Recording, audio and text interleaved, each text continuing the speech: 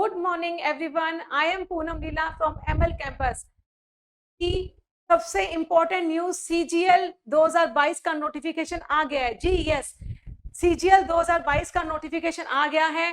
Total आपको जो जो जो पोस्ट मिली है वो कितनी मिली है? 20,000 गाइस। कितनी है? 20,000 जो आज तक की। ट्रस्ट मी, अगर आप प्रीवियस पोस्ट देखें तो सीजीएल में इतनी पोस्ट पहले कभी नहीं आई, राइट? तो आपके लिए बम्पर ऑफर आया हुआ है इस साल का। जो जो सीजीएल के एस्पिरेंट्स हैं उनके लिए बिल्कुल ये आप बोलिए कि खजाना आ गया एकदम, राइट? सीजीएल में टोटल 20,000 आपकी पोस्ट आई हुई है गाइस। अभी तक अगर हम देखें तो ट्रेंड ये था कि 7, 8 और 9, 10,000 के बीच में पोस्ट आ रही थी, लेकिन इस साल 2022 में टोटल 20,000 पोस्ट आई है। अगर मैं कहूँ 1 लाख बच्चा बैठता है तो 20,000 पोस्ट बहुत अच्छा रेशो है, मतलब 20% हो गया, विच इज गुड इनफ। तो मेरा ये मानना है कि अब नेक्स्ट ईयर जैसे चुनाव होने वाले हैं तो माहौल बिल्कुल गर्म रहेगा। तो सरकार की तरफ से ये पूरी कोशिश की जाएगी कि जितने भी अब एग्जाम्स कंडक्ट हो, ज्यादा से ज्यादा पोस्ट निकाली जाए। तो जो बच्चे सीजीएल सीएचएसएल के जो एस्पिरेंट्स हैं, खास करके सीजीएल की अभी जो पोस्ट आई हुई है उसके लिए तो बम्पर ऑफर है, राइट? तो बिना कुछ सोचे समझे आज से आप अपनी स्टडी में लग जाइए। देखिए, जो फॉर्म फिलअप करने की जो डेट है, ये देखिए, ऑनलाइन जो फॉर्म फिलअप करने की जो डेट है 17/9, राइट? कल जो 17 थी, 17 तारीख सितंबर को शुरू हो गई है गाइस। तो आप अपने फॉर्म्स भी फिल करने स्टार्ट करिए। कोई ऐसा ना हो कि लास्ट टाइम तक आप इसका वेट करें, राइट? अब देखिए, इसके पेपर के पैटर्न को भी हम समझेंगे। पहले आते हैं एज लिमिट में। मैं आपको सिर्फ ये पीडीएफ बहुत बड़ी है, मैं सिर्फ एग्जाम ओरिएंटेड, एग्जाम रेलिवेंट जो मेन इंपॉर्टेंट पॉइंट्स है मैं आपको वो एक्सप्लेन कर रही हूँ। एज लिमिट कितनी है आप देखिए।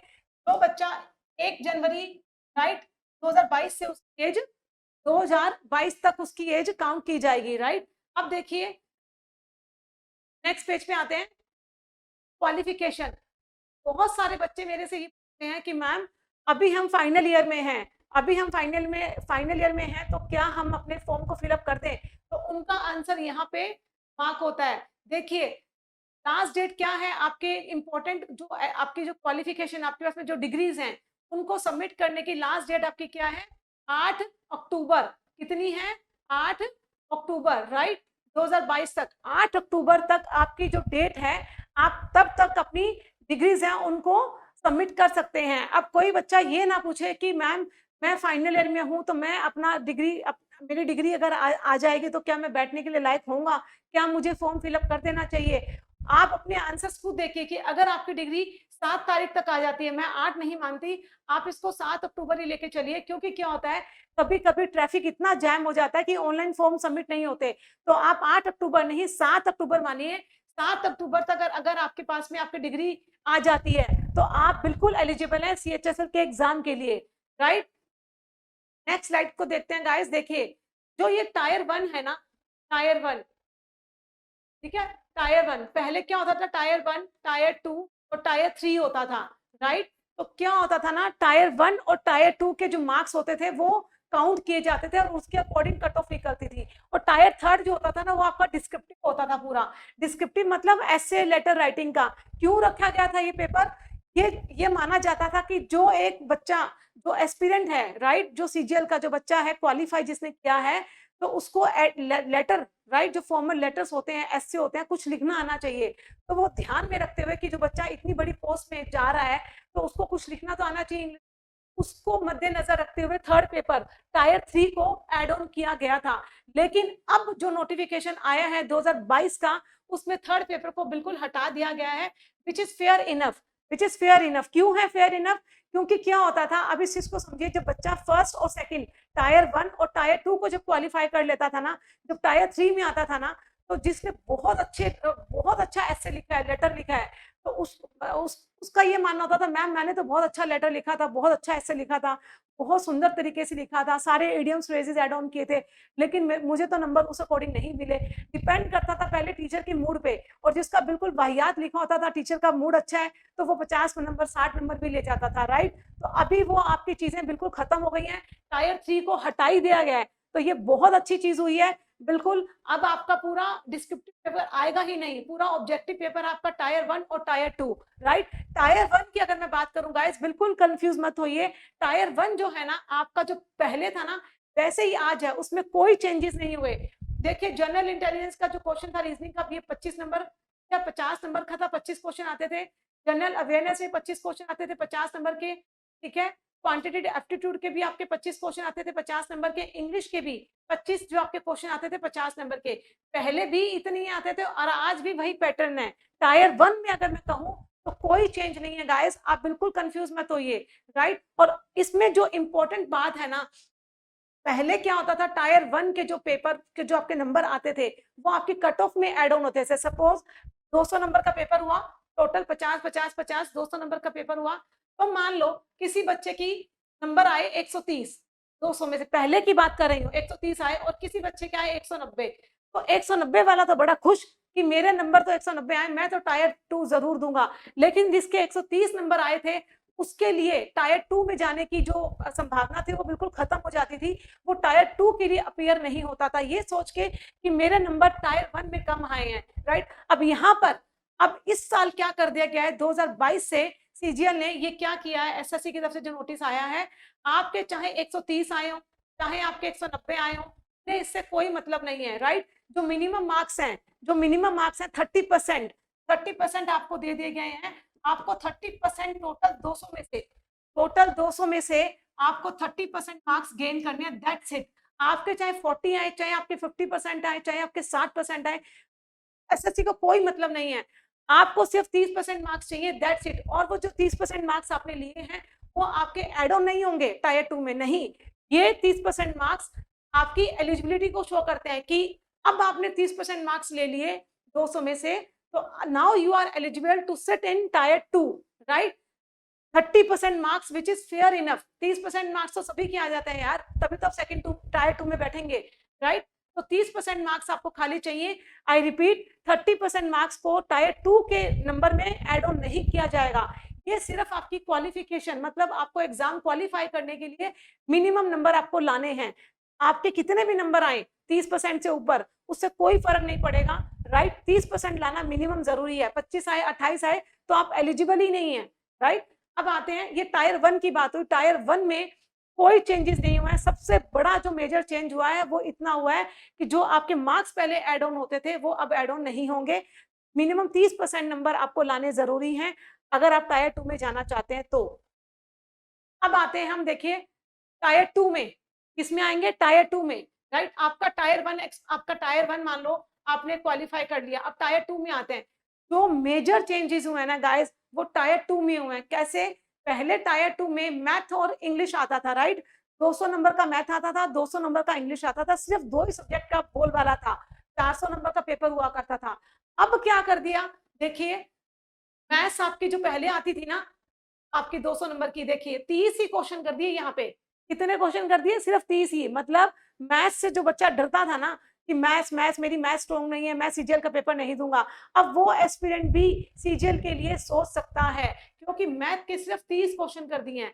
और देखिए इसमें नई बात क्या एड ऑन की है, तो बाकी जो 30 हैं ये रीजनिंग के क्वेश्चन, आपके रीजनिंग के क्वेश्चन 30 एड ऑन किया। टोटल कितने क्वेश्चन हो गए आपके? 60, राइट।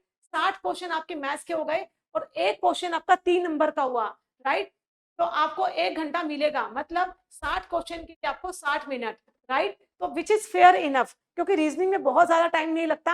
आप रीजनिंग में कम समय लगा के मैथ में ज्यादा टाइम दीजिए क्वेश्चंस को। 60 मिनट में 60 क्वेश्चन बिल्कुल आराम से होंगे, राइट। और रीजनिंग बहुत मतलब बहुत इजी पार्ट होता है मैथ्स के हिसाब से, तो वो आराम से आप निकाल लोगे। अब इसमें आते हैं, देखिए इसमें अगर नेगेटिव मार्किंग की बात करूं तो 1 नंबर आपका डिडक्ट होगा नेगेटिव मार्किंग के लिए। मतलब 3 नंबर का एक क्वेश्चन है, आपने अगर गलत किया तो आपका 1 नंबर नेगेटिव मार्किंग में चला जाएगा, राइट। अब देखिए ये पेपर, ये टायर 2 का है, राइट। टायर 2 का, टायर 2 के पेपर 1 की हम बात कर रहे हैं। देखिए टायर 2 में कंफ्यूज मत होइए।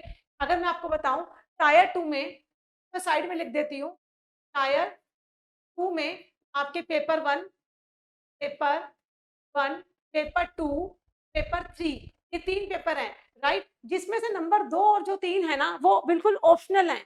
फिर से सुनिए, टायर 2 में जब आप आ जाएंगे, टायर 1 आपने क्वालिफाई कर लिया, टायर 2 में आप आ गए। टायर 2 में 3 पेपर हैं, राइट। पेपर जो 1 है ना, मैं उसको आपको बता रही हूँ क्योंकि वो कंपल्सरी है सबके लिए करना।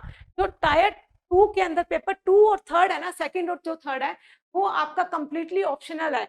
टायर टू में अगर पेपर सेकंड की मैं बात करूं तो वो आपका स्टैटिक्स का होता है, राइट। और ये जो नंबर 3 जो है, नंबर 3rd पेपर है, वो डबल AO का होता है। ये बिल्कुल आपके ऑप्शनल है, अगर आपको करना है तो आप इसे अटेम्प्ट कर सकते हैं, नहीं करना तो आप इसे छोड़ भी सकते हैं। लेकिन टायर 2 के अंदर पेपर 1 जो है वो बिल्कुल कंपल्सरी है। अब उसमें क्या क्या चेंजेस हुए देखिए। पेपर 1 में मैं आपको बता रही हूँ, टायर 2 में 30 नंबर आपके मैथ्स के, 30 नंबर आपके रीजनिंग के, टोटल कितने क्वेश्चन हो गए, 60, राइट। 3 नंबर का एक क्वेश्चन, राइट। 180 नंबर के आपके 60 क्वेश्चन हुए। 1 घंटे में आपको करना जरूरी है, 60 मिनट आपको दिए जाएंगे। अब देखिए इंग्लिश का देखिए कितना बोलबाला है। मतलब इंग्लिश में आप देखिए total 45 question, total 45 question, 3 number का एक क्वेश्चन, 135 नंबर की इंग्लिश आ रही है आपकी। 135 नंबर की इंग्लिश बहुत बहुत बड़ा अमाउंट है ये, राइट। फिर आपका जीए देखिए, अब आप जीए में अगर देखें तो 25 क्वेश्चन आपके आएंगे, 3 नंबर का एक क्वेश्चन और 75 नंबर। इसको अगर आप देखें ना तो मैथ, रीजनिंग, इंग्लिश और जीए, राइट। अब आपको जीके में भी, जीएस जो आपका है उसमें भी पूरा ध्यान देना है, क्योंकि 25 क्वेश्चन आपके आएंगे गाइस। 25 क्वेश्चन है 75 नंबर के। 75 नंबर, पहले क्या होता था ना, बच्चा सोचता था चलो ठीक है मेरी जीएस इतनी स्ट्रॉन्ग नहीं है लेकिन 10-12 नंबर तो मैं ले ही आऊंगा। अब वो कहानी आनी चलेगी, क्यों? क्योंकि जीएस अगर आपकी वीक है तो आपको कट ऑफ में बड़ी दिक्कत आने वाली है। तो आपको चारों सब्जेक्ट्स पे, मैथ, रीजनिंग, इंग्लिश और जीएस पे पूरा इक्वल ध्यान देना है, राइट। पूरा आप इक्वल ध्यान देंगे तभी आपकी कट ऑफ अच्छी जाएगी। आप इस चीज को देखिए। कंप्यूटर में आपके 20 क्वेश्चन है, 3 नंबर का है, 60 नंबर का टोटल। इसमें कंप्यूटर का आप देखिए, आपकी कट ऑफ के अंदर ना कंप्यूटर के मार्क्स ऐड ऑन नहीं होंगे। जो आपकी कट ऑफ जाएगी उसमें कंप्यूटर के नंबर ऐड ऑन नहीं होंगे, लेकिन आपको मिनिमम मार्क्स कितने लाने जरूरी है, 18 नंबर। मतलब 60 का 30% कितना हुआ, 18 नंबर। अगर आपके मान लो 16 नंबर आए या 17 नंबर आए तो भी आप क्वालिफाई नहीं है। तो आपको कंप्यूटर में टोटल 18 नंबर लाने हैं। 60 में से 18 नंबर कोई बहुत ज्यादा बड़ा अमाउंट नहीं है, राइट, बहुत बड़ा नंबर नहीं है। तो मेरा ये मानना है कि आप मैथ्स, रीजनिंग, इंग्लिश और जीएस पे पूरा ध्यान दीजिए गाइस। अब मैं आपको बताती हूँ टोटल जो आपके मार्क्स होंगे, राइट, 390। कैसे? 180, 210, आपके 390। 390 में से आपकी कट ऑफ होगी, कंप्यूटर का जो पार्ट है वो एड ऑन नहीं हुआ, राइट। तो आप ये देखिए 30% टायर 1 का, राइट, टायर 1 का 30% लाना है सिर्फ। ये तो सभी बच्चे ला सकते हैं, राइट। तो मैं ये कह रही हूँ मैथ्स, रीजनिंग और जीएस में आप 3 से 4 घंटे दीजिए हर सब्जेक्ट को, और आराम से पढ़िएगा। अभी 3 महीने हैं, क्योंकि दिसंबर में डेट आएगी तो दिसंबर तक आपके पास में 3 महीने बहुत होते हैं, 90 दिन। 90 दिन की आप स्ट्रेटेजी बनाइए। कोई मुझे कहेगा कि मैम आप 5 घंटे का या 10 घंटे का क्रैश कोर्स निकाल दो, मैं आपको हाथ जोड़ के विनती करती हूँ कि इस टाइप की स्ट्रेटेजी में मत जाइए, क्योंकि 10 घंटे का क्रैश कोर्स कुछ नहीं होता, ये बच्चों को बेवकूफ बनाया जाता है। तो मेरी आपसे रिक्वेस्ट है, आपके पास में 90 दिन है, आप खुद अपनी स्ट्रेटेजी बनाइए और चारों सब्जेक्ट मैथ्स, रीजनिंग, यस, इन सबको बराबर बराबर टाइम दीजिए, क्योंकि चारों सब्जेक्ट की इक्वल वेटेज है। तो आई होप गाइस आपको इंपॉर्टेंट न्यूज जो इन्फॉर्मेशन आपको मिल गई होगी। इस चैनल को आज ही प्लीज लाइक एंड सब्सक्राइब करिए। Thank you so much.